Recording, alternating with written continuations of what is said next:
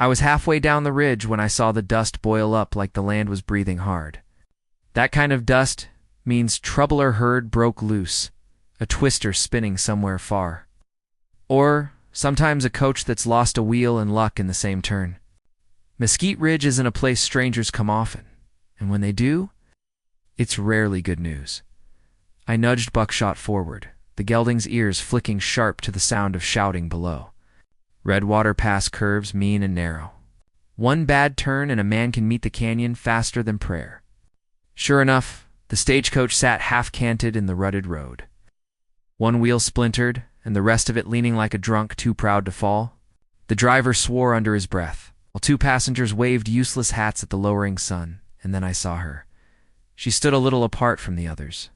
Back turned half my way, but shoulders rigid. Carpetbag clutched close. The hat on her head had seen better days. The dress was plain and patched, but neat, though she kept tugging at her sleeves like she was hiding something. More than heat kept them buttoned to the wrist. I'd have bet my last fence post on it. Stage lose her nerve? I called, voice easy, though my gut had gone alert. The driver whipped around, relief writ loud on his face. Wheel went clean to hell. You Kane? No, my name's Colt Avery. Folks, mix us ranchers up to many wide hats and bad tempers, I suppose. Mesquite Ridge, I added. You need help? Or just cussing at the scenery? That got a laugh, thin but real.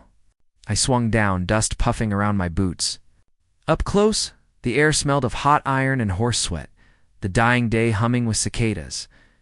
I set to work with a lariat, pulling the frame upright, resetting the spare wheel. My hands know wood and leather better than most men know their wives. The woman watched. Or rather, she didn't want to be seen watching. I felt her eyes, when mine weren't looking, the way you feel a hawk circle overhead. You folks headed on, or turning back? I asked when the job was near done. Through to Sagebrush, the driver said. If the road don't bite us again? I glanced at the woman. Ma'am, you bound for Sagebrush too? She hesitated. Just long enough to say the truth hurt somewhere. Yes, she said finally, voice low but steady. Well, I dusted off my palms. Mesquite Ridge is on the way. Nearest place for water and a roof. Kitchen's cold these days. Could use a cook, wasn't something I planned to say. The offer just slipped out, like maybe I already knew she needed a door to walk through. Her chin lifted, wary but proud. I pay my way. Room and board's fair exchange, I said. You ride with me. Safer than that busted coach after dark. The driver nodded, eager to unload a burden, though he tried to hide it. The woman gave one long look at the road ahead. Something in her eyes reminded me of horses that bolt too often they still long for the horizon but know the cost of running. She shifted her carpetbag to the other hand and nodded once. I'm Mae, she said. Colt. And just like that. We were two strangers riding into the dying sun, with more unsaid between us than most men fit into a lifetime. By the time we reached Mesquite Ridge, the sky had gone bruised purple and the air cooler. My place isn't much to look at: stone porch, weathered boards, a windmill that complains like an old friend. But it stood through storms and drought and worse. And maybe that counts for something. Dusty, my blue heeler, came barreling from the barn with a bark that's half warning, half welcome. He circled Mae once, sniffed, and went and planted himself by her skirts like he'd taken up a cause. You'll sleep easy with him about, I said. She gave the faintest twitch of a smile. Not trust yet, more like exhaustion, deciding to borrow safety for a night inside. The house felt awake for the first time in months. I've lived too long on jerky and black coffee, and a man can forget what real life sounds like. Water at the pump, cupboard hinges, boots crossing a floor that isn't just his. Mae moved quiet, but sure. I found myself on the porch listening to it all like some lonesome fool. Next morning, town found out. Sagebrush Crossing runs on coffee and gossip. Maybelle Lark at the Golden Horn saw me ride in for feed in a new harness. By nightfall, Sheriff Amos Cutter was leaning on the saloon bar, asking if the woman who came with me was trouble. Cutter's a decent man, but careful, which in these parts can look the same as cowardice. Girl's been running, Maybelle said, low enough, but still meant to be heard. storm at her back, if I know the look. I didn't answer them, just bought nails and flour and rode home. But the whisper sat in my pocket heavier than the coins I paid with. Over the next days, Mae worked like she meant to pay a debt no one asked her to. Kitchen smelled of real food again, biscuits, so light they'd float if you'd let go too soon. Coffee with bite, but not bitterness. She weeded the garden, mended curtains, swept out corners I hadn't touched since before Sarah died. I noticed the small things first. The way she startled when the screen door slammed. How her shoulders bent inward, like making herself smaller might make her safe. I fixed the door so it wouldn't slam anymore. She noticed. She didn't thank me, but next morning my coffee cup was already waiting. Filled and hot one dawn, out at the tack shed, I caught at her sleeve, slipped back just enough. Bruises faded and fresh, ugly in their honesty. She snatched the fabric down fast and turned away. I didn't speak. Not then, but something old and raw cracked open in me. My mother's wrists flashed in memory, the nights I hid in hay to escape my father's drink and rage. I'm not that man, and I swore I'd never be. Storm rolled in the third night after she came. One of those summer beasts that lights up the plains like Judgment Day. Thunder cracked, loud enough to shake boards loose. A spoon clattered to the floor. Mae had dropped it. She stood frozen, chest heaving like a spooked colt. I bent slow, picked up the spoon, crouched so I didn't tower. You don't have to tell me, I said quietly. But you can. For a heartbeat, nothing but rain and breath. Then she sat down at the table, slow, like the weight of sitting might crush her. I was 17, she whispered. Thought I was running to freedom. Ran straight into Rogan Pike instead, she told me, halting. How charm turned to control. How promises soured into fists and fear. How she ran over and over, and how every mile felt like borrowed time. He swore he'd find me. She said at last. I didn't offer easy words. Just said what felt true. You deserve to be left alone. Her eyes found mine across the lamplight. Some small thing passed between us then. Quiet but alive. That night I couldn't sleep. The wind howled outside and every creak of the board sounded like hooves. By dawn, the sky cleared, sharp and blue as a knife.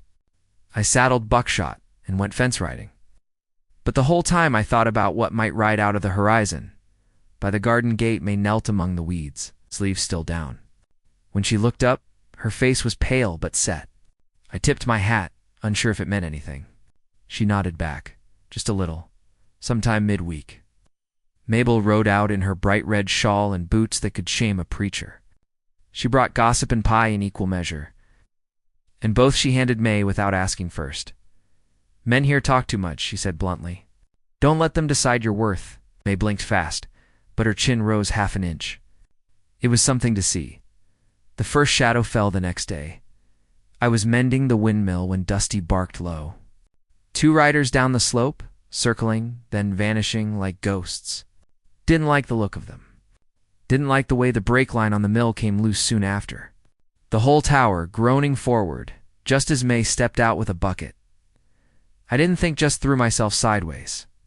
Caught her at the waist, yanked her clear as the blades came down with a scream of metal. She gasped, eyes huge, inches from ruin. You hurt? She shook her head, breathless. I rebuilt the brakes stronger than before, and didn't speak of the way my hands shook after. That night. She brought me coffee where I sat on the porch. No words, just a cup set careful beside me.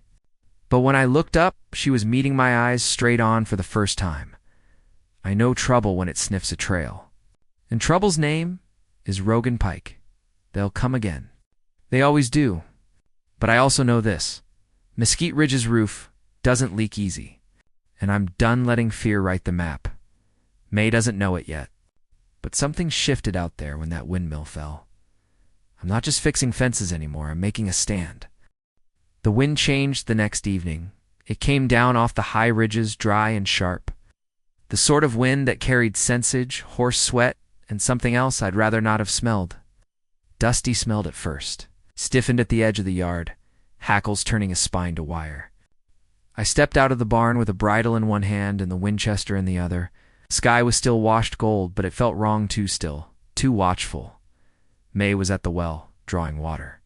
She froze when she saw my face. "Someone's coming."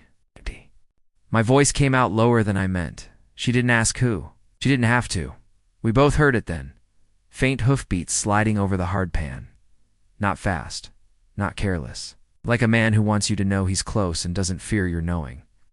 I walked to the porch and leaned the rifle against the post, easy but ready. Mae followed only to the doorway, one pale hand on the frame. She looked like a shadow carved out of daylight.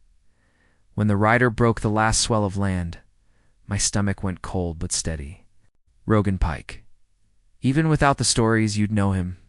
Lean, sharp lines, coat the color of old dirt, hat tipped low enough to throw his face into threat. He didn't hurry, didn't glance around like a man wary of ambush. He rode like he owned the road and everything it touched. He reined up 10 paces short of the porch. Horse blowing, silence wide enough to hear a hawk's cry somewhere far off. "Well," he said, voice smooth and cruel. "There she is." Mae's breath hitched behind me, soft but cutting through bone. "You're a long way from home," I said. "Home's wherever she runs." Uh-huh.